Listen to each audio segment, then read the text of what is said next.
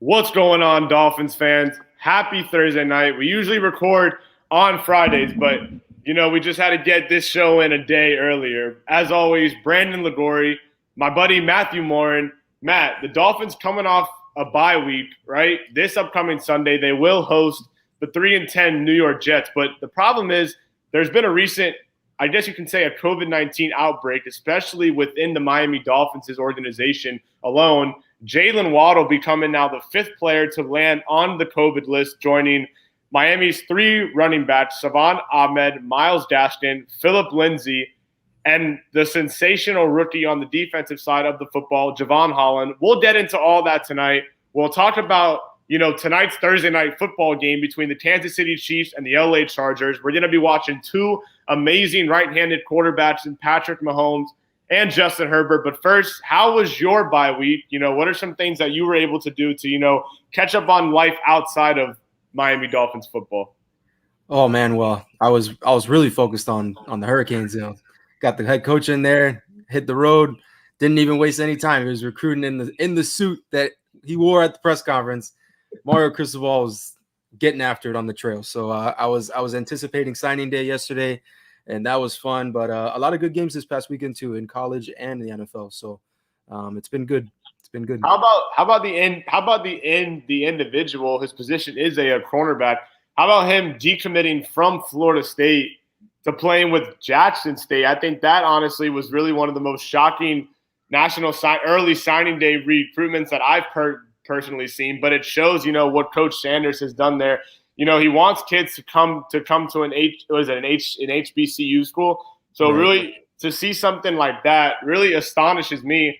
And if you're a Florida State fan, that's honestly devastating to see. But, just quick, Matt, what were your overall thoughts when you had seen that the number one rated cornerback, I believe, from his specific class of 2022, going, decommitting from Florida State and now committing to play with Coach Sanders? Well, I had heard about Travis Hunter from when he committed to Florida State, because that kid is an elite prospect. If he wanted to, he could just approach this whole thing as a corner and still be a 5-star. That's how good he is. And as a receiver, if he wanted to, but he's both. He could legitimately play both at the next level. So when I saw that, my initial thought is this is the new age of college football. He goes to Jackson State. Obviously, that big deal that he got with Barstool. I don't think the official number has come out yet, but it's significant. Mm-hmm. And how could you blame him? The kid's 17 years old and he's trying to make money, and he's going to go play for one of, if not the greatest corner of all time in Deion Sanders. And he's a great teacher. Why wouldn't you want to do that? Even though he grew up a Florida State fan, and I'm sure there's a lot of Florida State fans that are probably sick to their stomach because the best player in their history just literally swooped in and took their prized possession in this recruiting cycle, and he was gone from one day to the next. I mean, I talked to people that were like adamant, this kid is not flipping. He's not going to a Georgia. He's not going to Alabama, because we've seen that on signing day before, right? We've seen the big high-rated kid committed to a smaller school. Well, not a small school, but, an inferior program, and then he flips to the Bama or the Georgia or the Clemson or the Ohio State. This, though, has never happened. So that was very shocking, to say the least. And, really from a Florida State perspective, when you boil this whole situation down, Matt, where do you go from here? I mean, head coach Mike Norvell, to lose a talented prospect like that on the defensive side of the football, where do you go from here? Well, landing a kid like that, he's generational. I'm sure there's every cycle, there's always a recruit that everyone talks about nationally. That's, well, this kid's a freak. This kid's a generational. This kid is different. Travis Hunter is a very, very elite prospect. He is NFL rated. He's one of those that could be NFL ready in like a couple months. Mm-hmm. You tell him, hey, you're going to play in the NFL in a couple months, he'll be ready. That's how good he is. But this could have been like a job saver. But now you lose him, and Norvell is just, 8 wins in 2 years, and it's just it's not looking very up for Florida State. And I know I'm biased in saying that, but they've got to, their own fans will start to realize it. I know they're giving him a lot of leeway, but the reality starts to set in eventually. So And, the latest news revolving around the National Football League. How about the Jacksonville Jaguars firing head coach Urban Meyer? Urban comes in to open 2021, signs a big 5-year deal, hoping to really, turn around this franchise that in 2017, this team was in the AFC Championship game against the, Tom Brady-led New England Patriots. Now here they are just year in and year out, struggling to win football games on a consistent season-to-season basis. But, just the toxic culture that, I saw personally revolving around the Jacksonville Jaguars. What are your thoughts on, owner Shad Khan finally coming to a mutual decision to, part ways with Urban Meyer? He said that he wasn't really going to comment much further on this until the end of the season. So really, God only knows what has really been going on more behind closed doors than the initial reports that we've been getting. That I heard, the latest one that I got was former Jaguars kicker Josh Lambo saying that Urban Meyer legitimately kicked him in the leg. I mean, this is just stuff you really don't see, especially for a guy like Urban Meyer. He did so well at the University of Florida. He did so well at The Ohio State University, but that college excellence really did not translate over to the National Football League. And, we've seen Nick Saban and the way he's been able to really turn around. Like, Alabama is Alabama because of Nick Saban. Lincoln Riley was Lincoln Riley Oklahoma was Oklahoma because of Lincoln Riley, but we weren't able to really see that translate for the Jacksonville Jaguars over to the NFL. So I just want to get your just a quick reaction, Matt, as to what, were you surprised that the Jaguars finally fired him, or, what were your initial thoughts?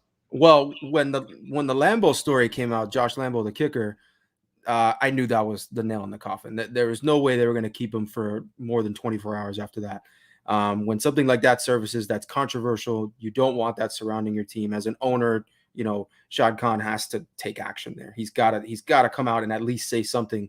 Mm-hmm. And he went above and beyond that and actually fired Urban Meyer. No, I'm not surprised. Urban Meyer, and you could speak to this, Urban Meyer did great at the University of Florida, but he left a mess there. Right. It's like a common theme with Urban. He leaves a mess wherever he goes. There's success wherever he is, except for Jacksonville, obviously. But there's always something bad that has to be cleaned up after. So, Ohio State, Ryan Day steps in and, does a great job. He went to the playoff. He got to the national championship again. He's done great things. The recruiting has stayed pretty much the same. They're still Ohio State. But I think even Ryan Day can tell you there's probably some things culturally that he had to fix. Right. Urban Meyer is just not a good guy. And Orlovsky said this on ESPN earlier today, and a lot of people have made the same point in different ways. He's not a very good person. And it doesn't bode well in the NFL when a guy's making millions of dollars and he could just be like, hey, I don't care if we win or lose. I still get my paycheck. In college, it's a little easier because these kids are hungry to make money. They're hungry to get to the NFL. And nowadays it wouldn't fly because of NIL, right? It's a name, image, and likeness. So right. I don't think there's a spot. I don't think there's a place for Urban Meyer in college or the NFL anymore. I think this was his last stop, seriously. And, really, I mean, for Urban Meyer to really take away from his first and only season as a National Football League head coach, he did finish 2-0 against the AFC East. And I know that sounds kind of, what irony can that create that he upsets the Buffalo Bills, and the Dolphins, led by head coach Brian Flores, they somehow lose to the Jacksonville Jaguars in London. But hey, at the end of the day, Urban Meyer's gone. But let's flip over things now to the NFL side regarding the Miami Dolphins, who, like I said at the beginning of the show, return home this upcoming Sunday. But they might be doing it without Jalen Waddle. They might be doing it without Myles Gaskin, Savon Ahmed, Phillip Lindsay, and Javon Holland. I mean, hey, look, Matt, if these guys are not able to hit the field this upcoming Sunday, what is this team going to have to do? Because remember, this team is coming off a bye, a very late bye. We're not really used to seeing that. Brian Flores himself even talked about maybe the team hoping to have a bye after the London game, but the team did decline that. So this team not having played a competitive football game since December 5th, what is this team going to have to do if they're not able to have, a Jalen Waddle out there who we've seen has been making plays on a consistent week-to-week basis? Well, it's going to be tough. I think the theme these past 6 weeks, these past 6 wins is find a way to get done. no matter what the situation is, just find a way, whatever the matchup is, whatever our, disadvantages as far as personnel or whatever it may be. The Dolphins have found a way to win games. So that's got to be the approach, this week. The bye week this late in the season, it's a little bit odd. It's not something, most NFL guys are used to, but there might be a little bit of rust. I wouldn't be surprised to see that, even though we're going against a Jets team that probably can't hold a candle to us right now. But this is the NFL. Anyone can lose on any given day. So the Jets want to come out and play spoiler. They don't have anything to play for, but except ruining our chances. That's enough for them, right? It would be enough for me. So the Dolphins have to find a way, whether it's without Waddle, it's a tough situation. You got 3 running backs on the COVID list. You've got your number 1 producing receiver on the COVID list. And then you've got an absolute stud on the defensive end who's giving you huge production, and he's on the COVID list. So hopefully they can find a way to get some of them back in there. But if they can't produce 2 negatives in I think it's 24 hours or 48 hours? 25. I'm not sure if it's a 24 or a 40. I think it's a 48-hour period, if I'm not mistaken. Yeah, I think Barry Jackson tweeted, shout out to Barry from Miami Herald. Great writer, probably the best in South Florida. Barry Jackson said, I think Barry Jackson has been writing for the Herald for like 30 years. And, Jason Sarney calls him the god of sports. Yeah, Barry's the best, man. The Hurricanes, he'll tweet about like Mario Cristobal, and then 5 minutes later he'll tweet about, Jimmy being out tonight. Oh, yeah. He's always got stories coming in. I admire that guy's work ethic. He's very good. But anyway, yeah, I mean, the Dolphins got to find a way. Well, Brian Flores, whenever we have media availability, he always says that he's not going to publicly release any players' medical records, which, to be honest, he really, really shouldn't. But, what really came to my mind when I found out that Waddle and Javon Holland, young guys like these who are hitting the COVID list, whether they are vaccinated or not, are they just, simply going out, whether it be a bar, a club, Disney World, the mall? I mean, because at the end of the day, the way I see it, these are just everyday guys like us. And if I'm not mistaken, Matt, you and I are probably both older than Javon Holland and Jalen Waddle. So even though that our age is, I look at it from a perspective like that sometimes, and I'm like, man, like here we are, 22, 23, and Jalen Waddle, I believe, is 21. If I'm not mistaken. If I did get Jalen Waddle's age wrong and he's listening to this, I'm sorry. But it just. These are everyday guys just like us, and things like this are going to happen. But Brian Flores said it perfectly in his presser yesterday. We're just going to have to get used to living in a pandemic. I mean, and that's really that's if it all boils down to what Brian Flores said last night, I think that's the perfect quote. That we all just have to get used to living in a global pandemic.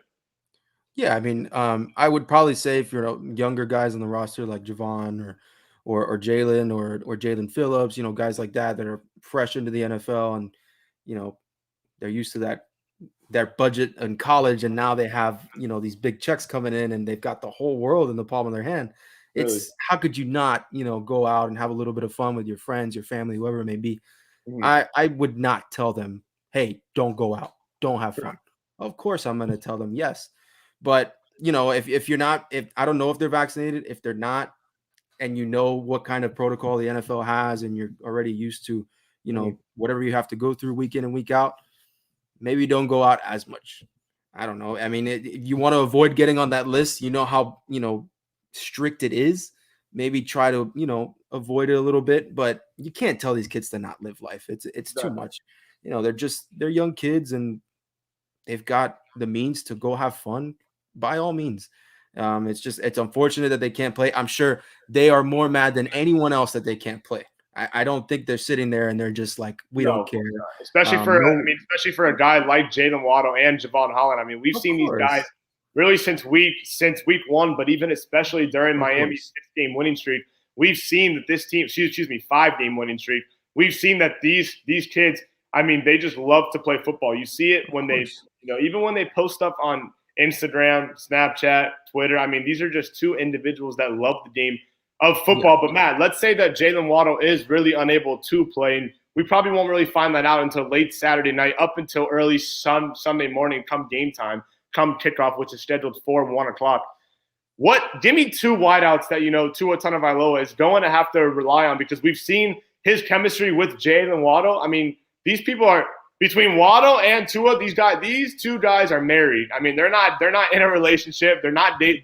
These guys are literally married. If you look at any stat line, you see, Ryan Fitzpatrick had it with Devontae Parker. Now you see it with Tua Tagovailoa and Jalen Waddle. So if Waddle is unable to suit up come Sunday, are we maybe looking at, a Devontae Parker breakout game, Isaiah Ford maybe, Matt Hollins? I mean, a guy that you're not really used to seeing hit the stat line like that on a week-to-week basis.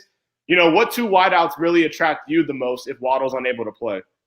Well, before I make my point, is Albert Wilson active? Is he playing? I believe Albert Wilson is playing, if I'm not mistaken. I haven't checked the injury report as of today, but I checked yesterday, and I think as long as there's there's nothing going on behind closed doors, which we know there was a lot going on behind closed doors with Meyer, he should be able to play if I'm not mistaken. He was out there versus the Giants. This is where I'm going to go with this, and I'm usually a nice guy, but I'm going to take a little bit of a different angle here.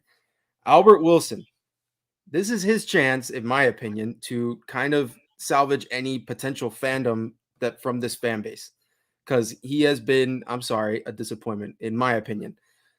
If Albert Wilson, listen, if you're listening to this, Albert, please, before every play, just look at the first down flag, please, just look at it.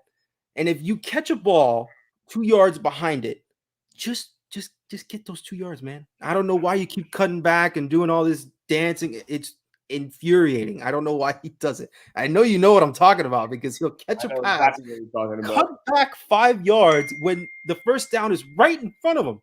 So, okay, if Albert Wilson can figure out how to do that at a high level, I think he could have a good game on Sunday, actually. And, as far as everyone else, I don't know if Preston's active.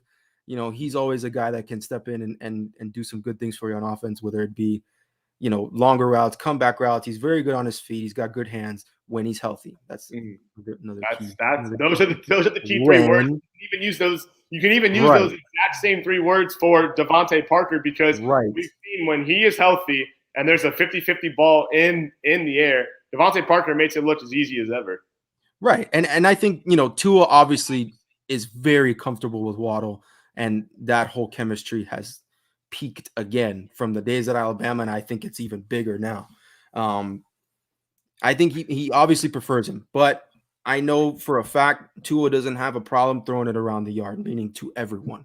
So it might be a little bit of an adjustment as far as rust. They haven't played in a little bit, but I think Tua will get going. He'll get in his usual rhythm, and he'll find a way to dice up this less than mediocre Jets defense. So, I'll be in attendance at Hard Rock Stadium. I'll be inside the press box for this upcoming Sunday. And I'm also really looking forward to watching Jets rookie quarterback Zach Wilson. Remember, Miami's first meeting, they saw veteran Joe Flacco. Now this time, the tides turn. We're going to be seeing Zach Wilson, who was selected second overall this past April. Matt, when you look at a guy like Zach Wilson, came out of BYU, what are some exciting things that you see from him? And what are some things that you think Robert Saleh can have him cleaned up? And, what are you really looking forward to most watching him come Sunday? Because do you see Josh Boyer? Do you see them maybe using that blitz figure like they used against Cam Newton, like they used against Lamar Jackson on that Thursday night game? Well, from the things I have seen from Zach, the first thing that jumps out is the arm. He can really sling it. He can push it downfield. As far as, he knows how to go through his progressions. He's a cerebral quarterback for the most part. My problem with Zach Wilson is, probably most Jet fans will agree with me, he tends to freak out when the first 2 reads aren't there. So he just kind of forces things. And you look at the play from the all-22 and from the TV angle, whatever angle you want to look at, and some of the things he does, particularly his interceptions, those plays always look sort of bad, right? You just think to yourself, what did he see? What's he thinking? So I think he's got to get out of his own head. It's going to be a little bit tough. He's going against a defense that's very aggressive, and it's his first week back in a road environment. These fans are going to be, pretty hyped up because we're on a roll and we have a chance to maybe make the playoffs. So this is going to be a true hostile environment for Zach, in my opinion. So I think he's got to be himself. He's got to be himself. I think if he tries to be anyone else, it's not going to go well. Mm-hmm. And, really, there is a legit possibility that the Miami Dolphins could run this table and possibly secure a playoff berth. But right now, what this team has to do is just simply win out. I mean, I think coming out of the bye week this upcoming Sunday, concluding the New York Jets, you have 3 games remaining. You have Monday Night Football versus the New Orleans Saints. Well, excuse me, I should say that against the New Orleans Saints because it is on the road.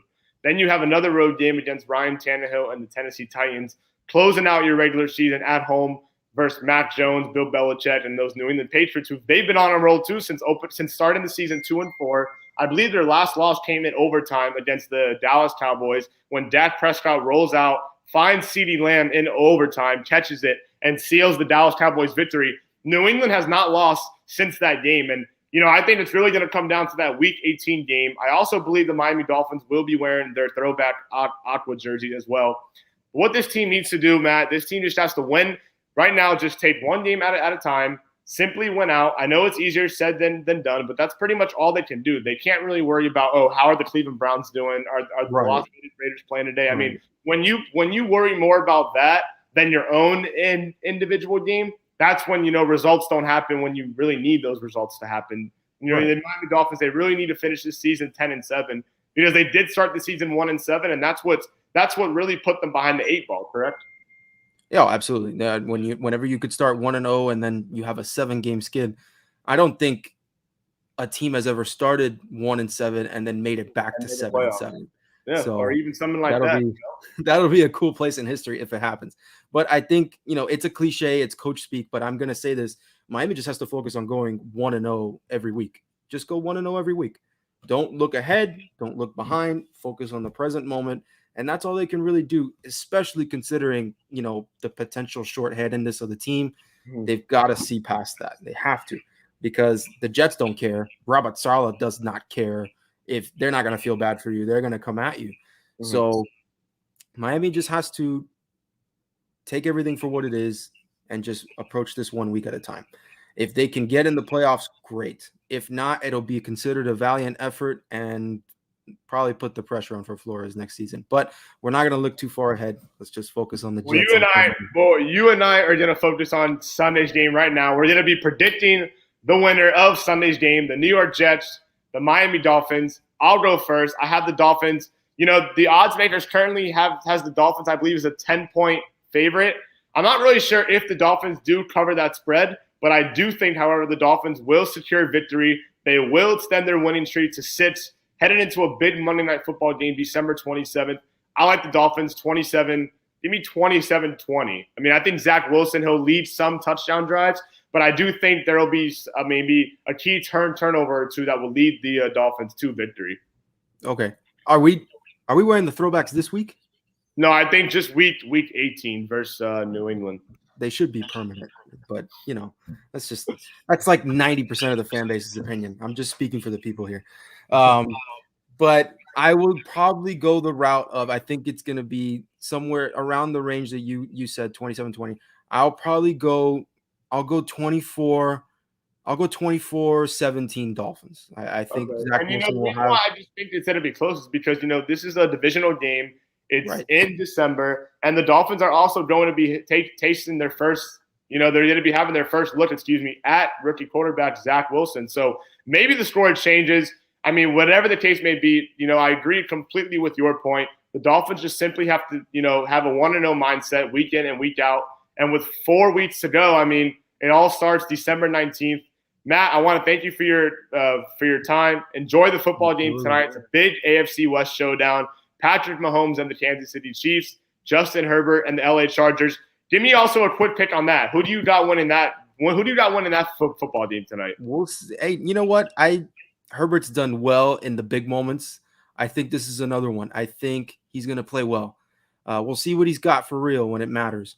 But I'm going to go Kansas City. I'm going to go Kansas City 34. Kansas City 34, LA 27. Okay, so you have the Chiefs as a. I know I'm breaking your heart because that's not what you're betting on, but I don't know. That's just what I think is going to happen. Hey, as long as if Justin Herbert and the LA Chargers can cover those four points, whatever the case may be, we always do it for fun here. For Brandon Liguori, Matthew Morin, be sure to always check out our work on PhinManiacs.com. Be sure to give Matthew a follow on Twitter. Be sure to give myself a follow on Twitter. We appreciate your guys' support as always. Fins up. Enjoy your football. Really, I should say enjoy your football Thursday because it does start tonight. And also, don't also forget college football. The bowl season kicks off tomorrow. I believe Toledo and Middle Tennessee. I'm not sure how many people are going to be tuning into that game on a Friday at noon. But hey, bigger than the playoff, man. Fins up, everybody. Fins up.